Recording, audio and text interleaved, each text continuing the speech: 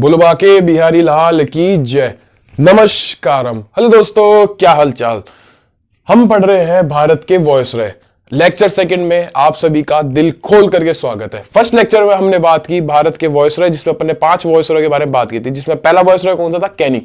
Canning के लिए मैंने आपको क्या क्या बातें लिखाई थी, चलो पहली बात बताओ फटाफट। सारे कार्यकर्ता आ तो जाओ, पहले फिर बात करते हैं। आ गए भाई सारे कार्यकर्ता हमारे चैनल के? आ गए? स्टार्ट करें? चलो स्टार्ट करते हैं। हम बात कर रहे हैं भैया कैनिंग की। पहले टाइम पीरियड देखते हैं 1556 से 57। इसके बाद में क्या होता है कि 1857 की क्रांति थी। 57 की क्रांति के बाद में इसमें बोला गया भैया कि जो भारत का गवर्नर जनरल होगा वो क्या होगा? भारत का वॉयसरॉय। तो कैनिंग की फर्स्ट पॉइंट तो यही आ गया। सेकंड पॉइंट अपन देखते हैं भैया कि 1556 में एक अधिनियम आया था, विधवा पूर्ण विवाह अधिनियम। उसको क्या कर दिया गया? पारित कर दिया गया। बहुत बढ़िया बात है। नेक्स्ट 1557 का कौन सा?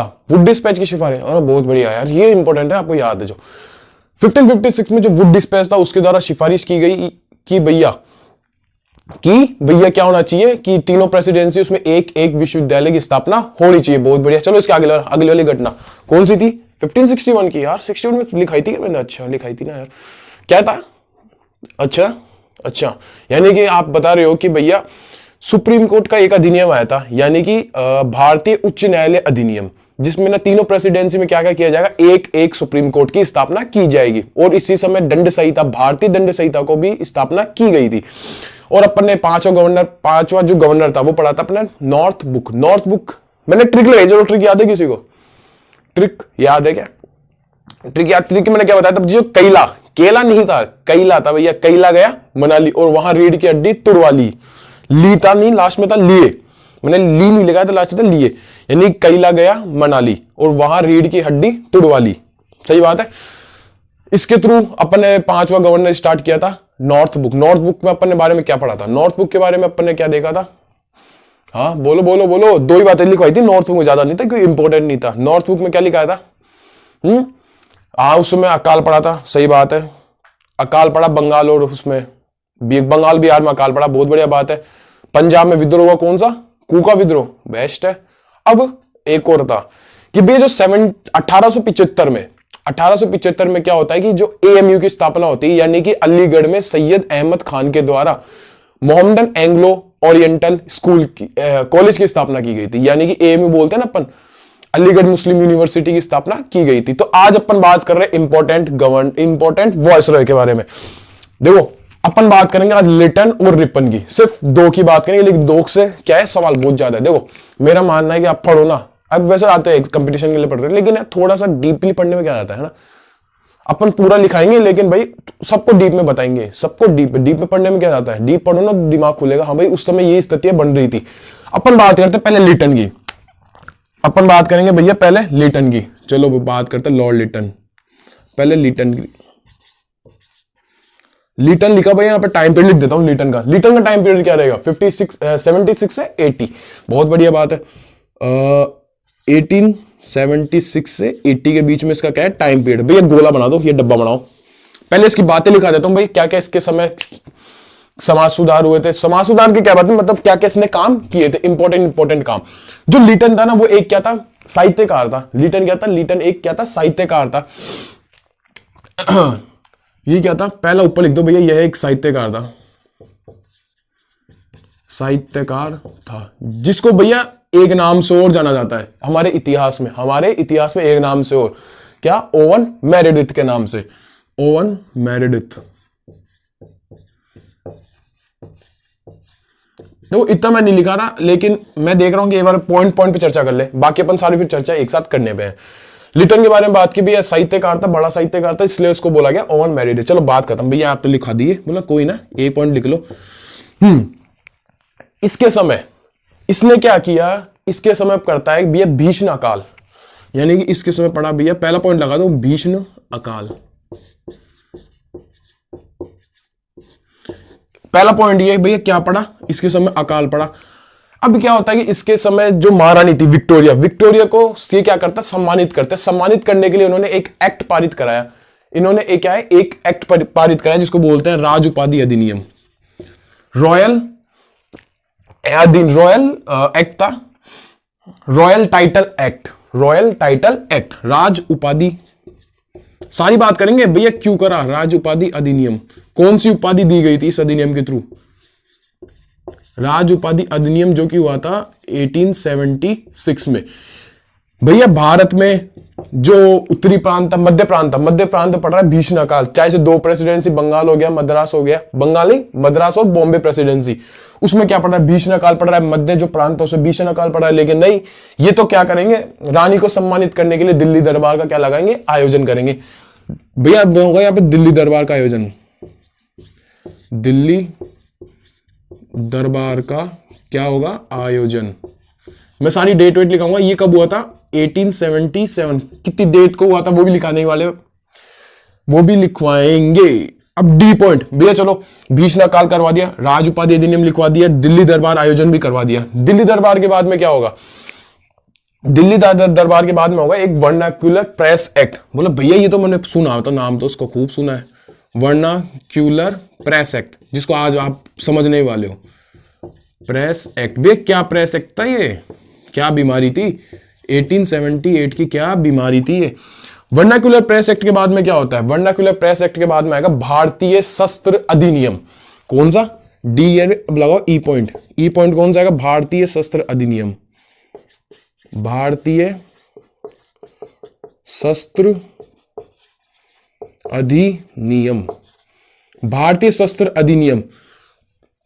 वर्नाक्यूलर प्रेस एक्ट आ गया, भारतीय शस्त्र अधिनियम सेम ही था 1878 में। A B C D E, अब 1.2 चलो एफ ई एफ। एफ के बारे में बात करते हैं। एफ पॉइंट क्या था कि भैया देखो, भारतीय शस्त्र अधिनियम करवा दिया, इसके बाद में वर्नाक्यूलर प्रेस एक्ट हो गया। एफ पॉइंट अपन क्या लिखेंगे भी? इसकी जो मुक्त व्यापार नीति थी, जो मुक्त व्यापार नीति, ई पॉइंट में लगाओ मुक्त व्यापार नीति। मुक्त व्यापार नीति, बे क्या मुक्त व्यापार नीति? कैसे कैसे कौन कौन से इसने व्यापार में कर को फ्री कर दिया था, उस नीति के बारे में अपन क्या चर्चा करेंगे। और एक पॉइंट और है, वैधानिक नागरिक सेवा। वैधानिक नागरिक सेवा के बारे में, वैधानिक नागरिक सेवा, वैधानिक नागरिक सेवा के बारे में पढ़ने वाले। इसमें क्या? वैधानिक नागरिक सेवा अधिनियम, इसमें क्या बोला गया था? हाँ ये हो गया, ये था भैया लिटन का काम। एक फटाफट इसका स्क्रीनशॉट लो, अपन बात करें फिर लिटन पे। मैं देखता हूं कैमरा परफेक्ट चल रहा है क्या? बेस्ट चल रहा है कैमरा। चालू करें? चलो जी स्टार्ट करता हूं, मैं रफ करता हूं लिटन के बारे में।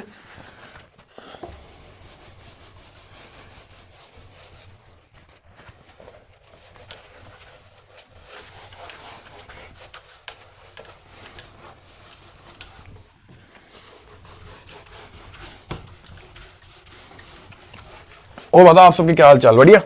चालू करते हैं अपन फटाफट। लिटन के बारे में पढ़ रहे हैं अपन। लिटन का थोड़ा बेसिक नॉलेज ले लेते हैं भैया, थोड़ा सा बेसिक नॉलेज दो हमें लिटन का, कैसे क्या था वो भी आपको ऊपर बताया था, वो अपन लिख लेते हैं एक बार।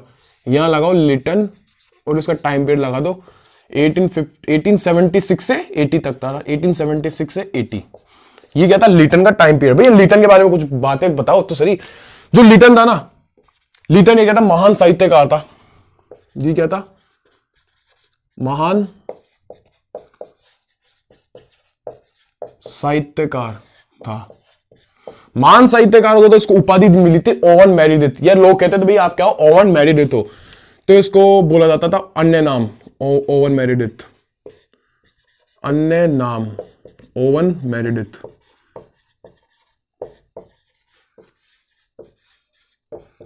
देखो मेरा मानना है कि ये सबसे खराब था वायसराय, मेरे हिसाब से सही नहीं था यार। मतलब सारा ही भाई साहब भारतीयों के विरोधियों में काम करेगा। जो भी इसने काम किया मैक्सिमम सारे भारतीयों के विरोध में काम किए थे। अभी आपको दिखाऊंगा वर्नाक्यूलर प्रेस एक्ट, उसके बाद है भारतीय शस्त्र अधिनियम। चलो तो सही है आप। और ये सिविल सेवा वाला भी कर दिया था इसने। सिविल सेवा में क्या करा? जो इसके एंट्रेंस एग्जाम है, नहीं बताऊंगा, थोड़ा वेट करो। भैया से सारे ही पूछ लोगे तो फिर रुकेगा कौन वीडियो में? वीडियो में कौन रुकेगा भैया? तो चिटिंग है यार, चिटिंग क्या है इसमें? चलो इतना रहने देते हैं। अब अपन नेक्स्ट फर्स्ट पॉइंट अपन ने क्या लगाया था? भीषण अकाल। इसके टाइम पीरियड में क्या क्या होता है? पहला घटना घटित होती है भैया भीषण अकाल। अब बात करेंगे घटनाओं की। भीषण अकाल। देखो भीषण अकाल में बात करें तो जो अपने प्रेसिडेंसी थी, मद्रास, बॉम्बे, पंजाब और जो मध्य प्रांत के अन्य जो क्षेत्र थे वहां पे क्या पड़ता है भैया, अकाल पड़ा, भीषण अकाल। वहां पे क्या पड़ेगा भैया, वहां पे पड़ेगा अकाल। अब क्या होगा कि भैया जो बॉम्बे, मद्रास, पंजाब और जो मध्य प्रांत था, क्या मध्य प्रांत, पंजाब और मध्य प्रांत, इसको हटाओ, और मध्य प्रांत, यहां पे क्या पड़ता है भैया, बॉम्बे, मद्रास, पंजाब, मध्य प्रांत में पड़ा भैया भीषण अकाल। कैसा ना भैया, खतरनाक वाला अकाल पड़ा, भीषण अकाल। मैं मतलब लोगों के पास में खाने की रोटी नहीं है, दाने, लोग मतलब मर रहे हैं, लोग मर रहे हैं कि भैया मैं कुछ खाना वाना दे दो, और ये टैक्स लगाया जा रहा है अंग्रेज हरामी। अब यहां पे क्या पड़ गया भैया, अकाल पड़ गया। लोगों के पास टैक्स देने के लिए पैसा नहीं है, लोगों के पास टैक्स देने के लिए पैसा नहीं है, खाने के लिए रोटी नहीं है। अब वो क्या करेंगे, टैक्स नहीं दे पाएंगे। टैक्स क्या है, वो खुद का गुजारा नहीं कर पा रहे थे। लोगों का सब हालत खराब हो रही है। आप देखोगे तो बोला भैया हालत बहुत खराब थी, यानी यहाँ पे हो चुकी थी लोगों की हालत बदतर। लेकिन आगे अपन अभी स्टडी करेंगे भैया, जो रानी को उपाधि मिलेगी, रानी के लिए अधिनियम पारित करवाया था अपन ने, कौन सा, भारतीय, अरे सॉरी, राज अधिनियम पारित करवाया था अपन ने, राज उपाधि अधिनियम। उसके बाद में क्या होता है, भारत में लगता है दिल्ली दरबार। यहां पे क्या चल रहा है, अकाल चल रहा है। यहां पे क्या चल रहा है, अकाल चल रहा है। वहां पे क्या हो रहा है, महफिलें लुटाई जा रही है। शर्म करने की बात थी अंग्रेजों को, लेकिन नहीं करी। अब ये जो भीषण अकाल पड़ गया, भीषण अकाल पड़ेंगे तो भैया इस अकाल की समीक्षा के लिए एक आयोग का गठन किया जाएगा। अंग्रेज सोच रहे भाई ये अकाल पड़ गया, अब हम इसका निपटारा कैसे करें। ये आगे मान लो कोई और अकाल पड़ता है तो उसका निपटारा के लिए हम क्या करेंगे, यानी कि इसका सॉल्यूशन करने के लिए एक अकाल आयोग की स्थापना की गई। सॉल्यूशन के लिए क्या बना है, अकाल आयोग की स्थापना की गई, और उसका अध्यक्षता स्ट्रेटेजी। तो देखो भीषण अकाल पड़ा था बॉम्बे, मद्रास, पंजाब और प्रांत में भीषण अकाल पड़ा। इस अकाल को भाई आगे ये अकाल ना पड़े, यानी कि इसकी सॉल्यूशन करने के लिए यदि भीषण अकाल पड़ा भैया, अब अकाल आयोग का स्थापना होगी, अकाल आयोग। अब भैया क्या होता है, यहां पे होती है अकाल आयोग की स्थापना। अकाल आयोग की स्थापना, उस अकाल आयोग की स्थापना हो गई। बताऊंगा भैया अकाल आयोग की जो समिति थी, इस आयोग ने क्या कहा। पहले अपन बात करते हैं, अकाल आयोग की स्थापना होती है और इसका जो हेड था, स्ट्रेची, इसका पूरा नाम क्या था यार, थोड़ा सा स्लिप हो गया पूरा नाम, मैं आपको लिखाता हूं अभी। इसका हेड कौन था, स्ट्रेची था, रिचर्ड स्ट्रेची था शायद। हम अकाल आयोग की स्थापना होती है, क्यों स्थापना हुई कि भैया पहले भीषण अकाल पड़ चुका, उस अकाल की समीक्षा के लिए, हाँ भाई कि आगे ऐसा अकाल ना पड़े, या अगर ऐसा अकाल पड़ता है तो हमें क्या क्या इसके उपयोग करने पड़ेंगे। उसके लिए क्या होता है भैया, अकाल आयोग की स्थापना होती है। उसका अध्यक्ष कौन था, उसका हेड था स्ट्रेची। हो गया ये पॉइंट क्लियर। अब यहां से जो अकाल आयोग था, इसके द्वारा क्या बोला गया, इसके द्वारा कहा गया, ये बोलता है कि सभी जो प्रांत है ना, उनमें क्या होना चाहिए, अकाल कोष की स्थापना होनी चाहिए। यानी कि भैया अगली बार तुम्हारी जो अकाल पड़ेगा, अगली बार अगर तुम्हारे किसी प्रांत में अकाल पड़ा तो वहां से तुम्हें पैसे की जरूरत पड़ेगी, तो तुम जो कोष होगा वहां से क्या तुम पैसा निकाल लेना। यानी कि अकाल आयोग के द्वारा क्या कहा गया कि सभी प्रांतों में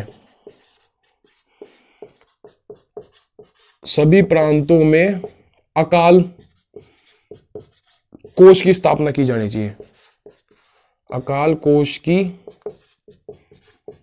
स्थापना की जानी चाहिए। तो भैया ये था पहला पॉइंट, भीषण अकाल। फटाफट इसका स्क्रीनशॉट लो।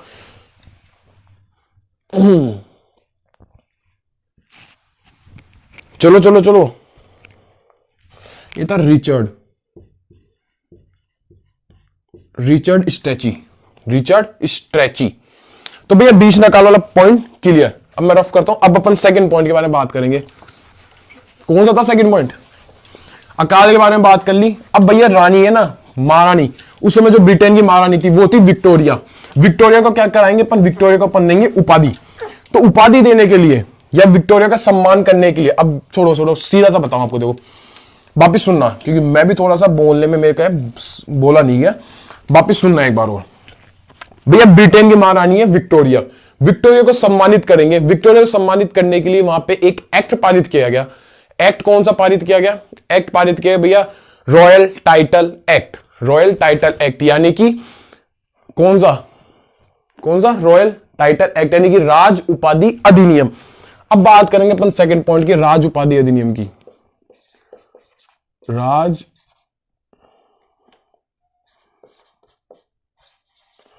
लेना देना, राज उपाधि अधिनियम जो राज उपाधि अधिनियम तक कब आता है? 1776 में। इसमें क्या बोला गया, यानी कि महारानी को सम्मानित करने के लिए, महारानी को सम्मानित करने के लिए इस अधिनियम की स्थापना की गई। ये जो महारानी थी, महारानी कौन थी उस समय? महारानी थी विक्टोरिया। महारानी विक्टोरिया को सम्मानित करने के लिए, महारानी कौन थी? वो थी विक्टोरिया। महारानी विक्टोरिया को सम्मानित करने के लिए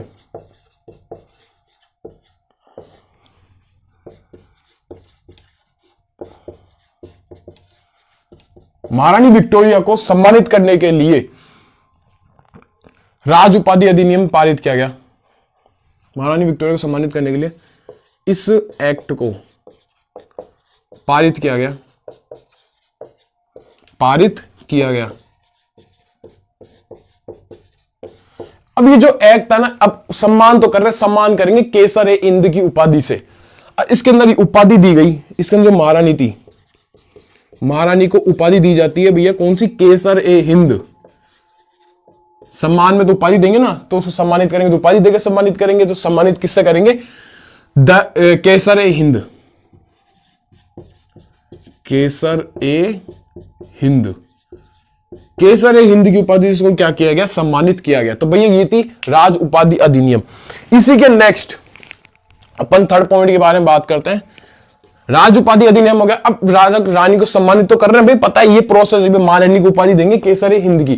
तो वो उपाधि कहां दी? भारत में, यानी कि भारत में आयोजित किया जाएगा कौन सा? दिल्ली दरबार।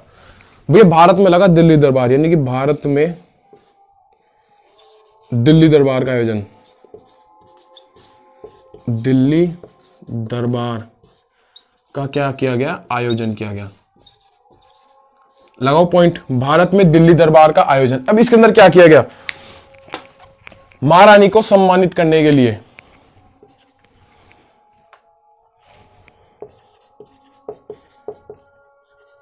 महारानी थी, महारानी को सम्मानित करने के लिए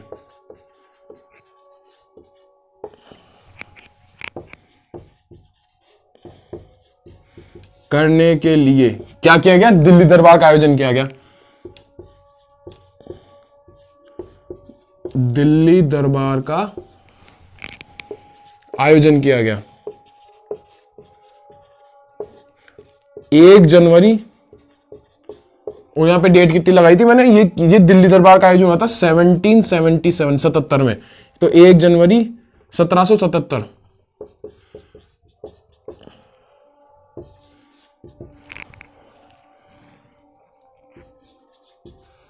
लो भाई साहब 3 पॉइंट क्लियर। राज उपाधि अधिनियम बता दिया, भारत में दिल्ली दरबार का आयोजन आपको मैंने क्लियर करवा दिया है। तो फटाफट इसका स्क्रीनशॉट लो। फिर अपन बात करें नेक्स्ट पॉइंट पे।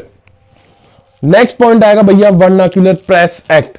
क्या? Vernacular press act. फटाफट लिखते हैं, चलो अब स्पीड बढ़ाएंगे। अब स्पीड बढ़ाने वाले अपन। अब मैं क्या लिखाने वाले पॉइंट देंगे ना, उन्हीं को लिखाऊंगा। अब इतना ज्यादा डीप में अपन नहीं चलेंगे क्योंकि टाइम खराब होता है, आप भी जानते हो। सिर्फ मैं पॉइंट्स के थ्रू आपको बताऊंगा।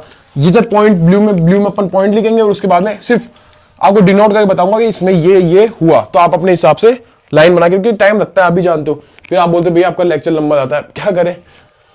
अपन ने कितने पॉइंट करा दिए? कितने पॉइंट पढ़ लिए अपन ने? हमने कितने पॉइंट पढ़ लिए? 1 2 3 शायद 4 है। Vernacular press act. चौथा आता भैया vernacular press act. Vernacular press act, ये क्या था? 1778 का वर्नाक्यूलर प्रेस एक्ट। भाई जो वर्नाक्यूलर प्रेस एक्ट था, इसके अंदर क्या हुआ कि जो बोलो ना, ये जो वायसराय था बहुत हरामी इंसान था, सीधा मान लो हरामी इंसान। तो वर्नाक्यूलर प्रेस एक्ट में क्या बोला इसने कि जो भारतीय भाषा के जो समाचार पत्र है उन पर इसने क्या लगा दिया? प्रतिबंध लगा दिया। अब एक चीज देखो कि अगर भारतीय भाषाओं का जो समाचार पत्र है उन पर प्रतिबंध लगेगा तो भी कई जगह विद्रोह हो रहा है, कई जगह क्रांति हो रही। क्रांतिकारी कैसे पता लगेगा कि यहाँ पे भाई क्या हो रही है? क्रांति हो रही है। क्रांतिकारी कैसे पता लगेगा? जैसे मान लो मैं जयपुर में बैठ के क्रांति कर रहा हूं, समझो अपन उस समय चले गए, मैं जयपुर में क्रांति कर रहा हूं, आपको पता नहीं, आप कहां पे मेरठ में बैठे हो कि वहां भैया जयपुर में क्रांति की न्यूज आएगी, न्यूज आएगी, न्यूज आएगी, हम भी हमारे यहाँ पे क्रांति स्टार्ट करें, या हम भी कैसा क्या विद्रोह हो रहा है, वहां पे किस चीज के बारे में विद्रोह हो रहा है, वो सारा बातें पता नहीं लगेगा ना। कम्युनिकेशन का कोई साधन नहीं है। हम मानते हैं हाँ भाई तार व्यवस्था स्टार्ट हो गई है, लेकिन कम मेन तो यही था ना, तो कैसे फिर ये इस पर प्रतिबंध लगा दिया, इसलिए इसको बोला गया गलागोटू अधिनियम, इसलिए इसको बोला गया गलागोटू अधिनियम। और इसके थ्रू जो पहली पत्रिका थी, थोड़ा सा आपको वेट करना पड़ेगा, मैं बताऊंगा, थोड़ा सा वेट करो, आपको लिखाता हूं। वर्नाक्युलर प्रेस एक्ट में क्या था कि भारतीय स्थानीय जो है भारतीय, चलो लिखो उसके अंदर, भारतीय स्थानीय भाषी समाचार पत्रों को,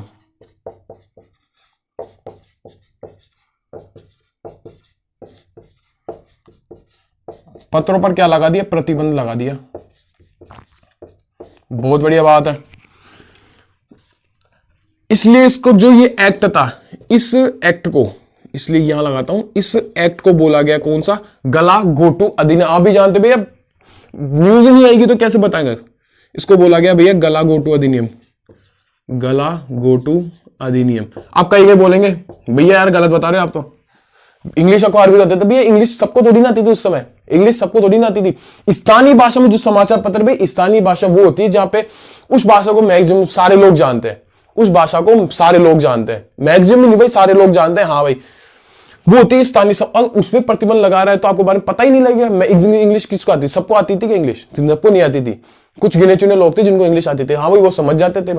अब लेकिन ये था, आया समझ में ये पॉइंट।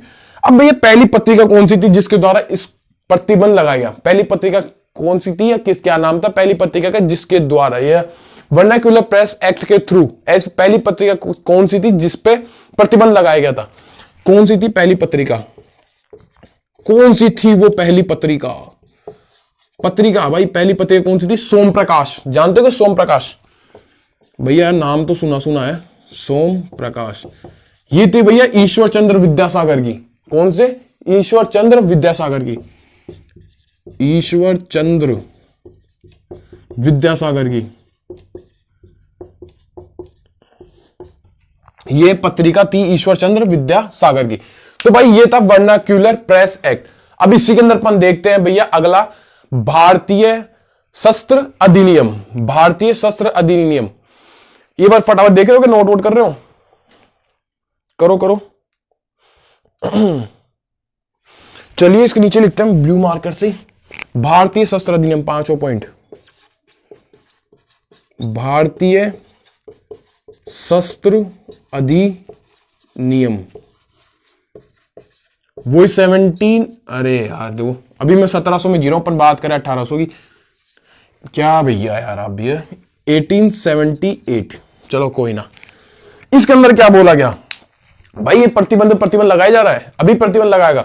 इसने क्या बोला कि भैया जिनके पास, जो भारतीय, जिनके पास अगर कोई भी हथियार है और उनके पास में क्या लाइसेंस नहीं है, तो उस हथियार पर क्या है, प्रतिबंध है, वो उस हथियार को यूज ही नहीं कर सकते, वो क्या है, उस हथियार को यूज नहीं कर सकते। यानी कि अपन इसमें लिखेंगे क्या, यानी कि भारतीय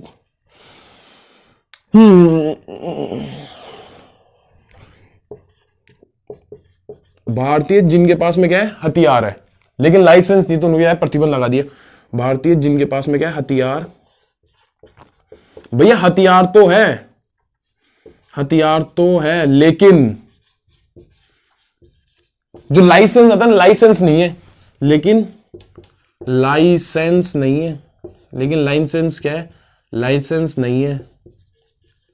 भारतीय भाई जिनके पास हथियार तो है लेकिन क्या है, लाइसेंस नहीं, तो आपको प्रतिबंध, तो क्या लगा दिया, तो प्रतिबंध लगा दिया,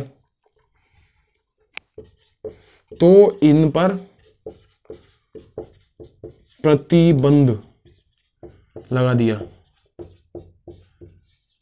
प्रतिबंध लगा दिया, उनको प्रतिबंधित कर दिया। तो ये था भैया वर्नाक्युलर प्रेस एक्ट और फिर भारतीय शस्त्र अधिनियम। फटाफट स्क्रीनशॉट लो इसका, फिर अपन बात करते हैं नेक्स्ट पॉइंट पे, यानी कि मुक्त व्यापार। चले स्टार्ट, चले चले चले। बताओ, ये इंपॉर्टेंट है भैया, टॉपिक इंपॉर्टेंट है दोनों के दोनों, क्योंकि यहां से क्वेश्चन बनते हैं। मैं आपको सारा एक बता रहा हूँ यार, इसके अंदर क्या है, इसके अंदर क्या है, वर्नाक्युलर प्रेस एक बता दिया आपको। आगे अपन बात करेंगे रिपन की, रिपन के बारे में बताऊंगा, पूरा चर्चा करेंगे रिपन में भी। मैक्सिमम लोग जाएंगे सीधा पॉइंट लेकर के छोड़ देते हैं, अपन बता रहे हैं, अपन बता रहे हैं। तो ये हो गया। अगला पॉइंट अपन कौन सा बात करेंगे, मुक्त व्यापार नीति। इसकी जो मुक्त व्यापार नीति थी, 5वां पॉइंट है, छठा आएगा मुक्त व्यापार नीति। मुक्त व्यापार नीति,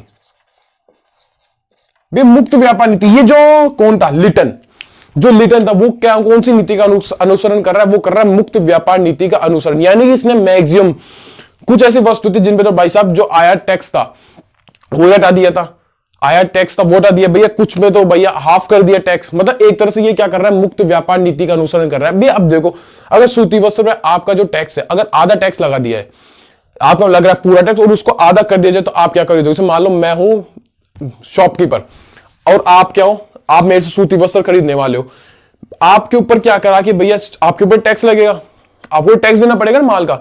तो आपको जो टैक्स लग रहा था सूती वस्त्र, अगर उसको आधा कर दिया, तो आप क्या करो, मेरे से दुगुना तिगुना चौगुना माल खरीदोगे, वही माल आप बाहर से इंपोर्ट करोगे, वहां पे क्या आप पैसा बनाओगे। तो ये था भैया मुक्त व्यापार नीति का पहला पॉइंट। क्या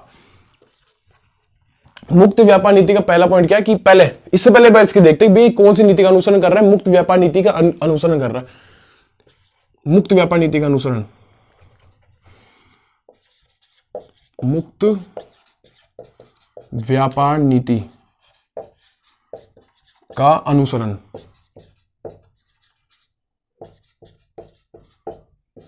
किया। अब बात करते हैं भैया एक पहला पॉइंट की। पहला पॉइंट क्या निकल के आता है भैया, इसने 29 वस्तुओं पर आयात कर समाप्त कर दिया। 29 वस्तुओं का, 29 जो वस्तु थी ना, उन पर जो आयात करता, आयात कर यानी कि टैक्स, उसको समाप्त कर दिया। बहुत बढ़िया बात है। सेकंड क्या था भैया, सूती वस्त्र पर 50% कर आधा कर दिया। सूती वस्त्र पर जो करता 50% कम कर दिया था, आधा कर दिया था। बात करते हैं सूती वस्त्र पर, सूती वस्त्रों पर जो टैक्स था आधा कर दिया था।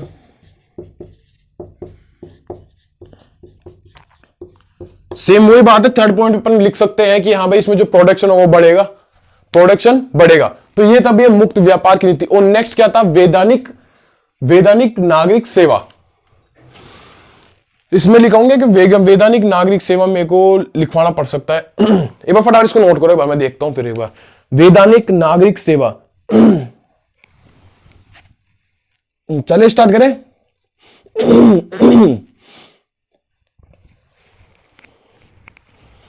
यही लिखते ना यार, छोड़ो, यहां पे लिखते अपन वैधानिक नागरिक सेवा।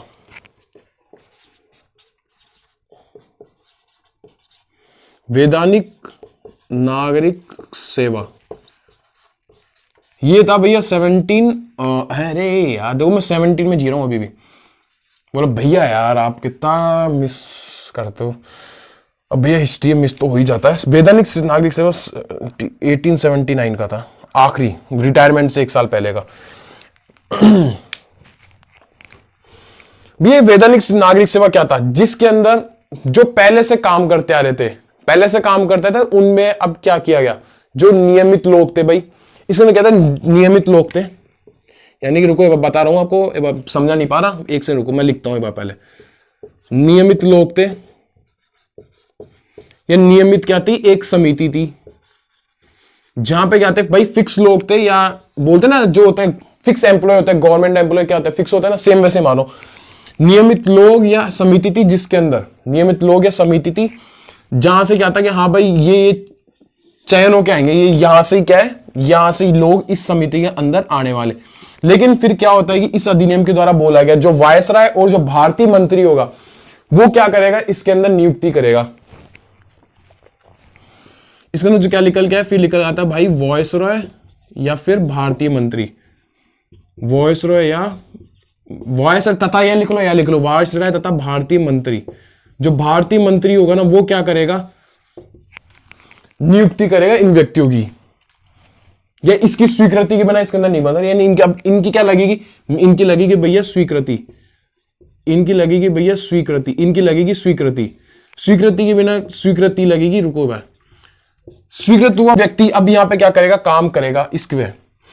ऐसा नहीं अब यहां से लोग निकल निकल के जा रहे हैं, इसमें बनते जा रहे हैं भाई, ये काम करते नहीं, अब लगेगी किसके, वायसराय और भारत के जो मंत्री है, भारतीय मंत्री, उनकी क्या लगेगी भैया स्वीकृति। जिस व्यक्ति को स्वीकृति देंगे वो इसमें जाके क्या करेगा, काम करने वाला है।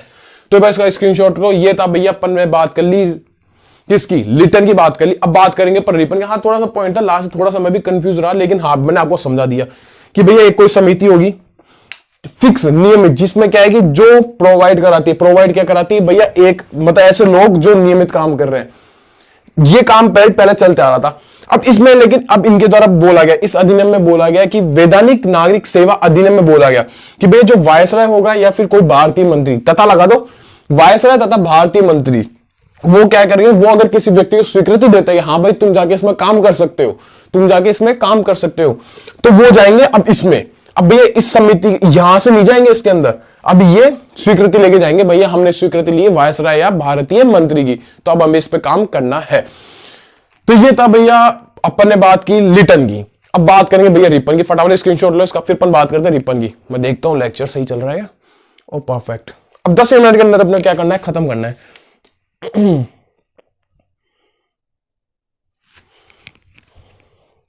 इसको अपन बोल सकते हैं नियमित नागरिक सेवा के सदस्य। ये जो नाम था ना, इसको बोल सकते हैं अपन नियमित नागरिक सेवा, नागरिक सेवाओं के सदस्य। अब ये जो मैंने गोला बनाया था ना, इसके अंदर डाला ना भाई नियमित नागरिक सेवा। थोड़ा सा मैं भी कंफ्यूज मार गया था, लेकिन आपको मैंने प्योरली समझाया है भाई, गलती नहीं की समझाने में, चीज सही है, चीज सही, चाहे थोड़ा सा मिसअंडरस्टैंडिंग हो भी जाए ना तो, लेकिन मैं आपको बढ़िया बता रहा हूं, बताने में कोई कमी नहीं है, और उसके थ्रू चीज